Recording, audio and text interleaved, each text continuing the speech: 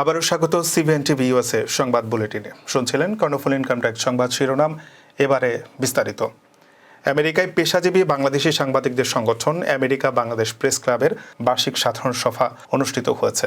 সোমবার সন্ধ্যায় Jackson হাইটসের Nabanna party সেন্টারে আয়োজিত বার্ষিক সাধারণ সভায় ৯ সদস্যের নতুন কমিটি গঠিত হয়েছে। প্রেস ক্লাবের সভাপতি মোহাম্মদ সাইদের সভাপতিত্বে এই সাধারণ সভা পরিচালনা করেন সাধারণ সম্পাদক মঞ্জুরুল হক। 2025-26 মেয়াদে নতুন কমিটির সভাপতি নির্বাচিত হয়েছেন শওকত ওসমান রচি, সাধারণ সম্পাদক নির্বাচিত হয়েছেন মশিউর রহমান মজুমদার ও কোষাধ্যক্ষ নির্বাচিত হয়েছেন মল্লিকা খান মোনা।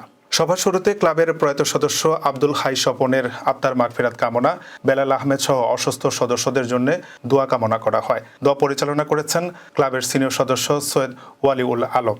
সাধারণ সভায় সভাপতির শুভেচ্ছা বক্তব্যের পর মঞ্জুরুল হক সাধারণ সম্পাদকের প্রতিবেদন এবং মশিউর রহমান মজুমদার কোষাধ্যক্ষের প্রতিবেদন দাখিল করেন। সদস্যরা প্রতিবেদন দুটি অনুমোদন করে পরে 16 জন সাংবাদিককে প্রেস ক্লাবের নতুন সদস্য হিসেবে ঘোষণা করা হয়।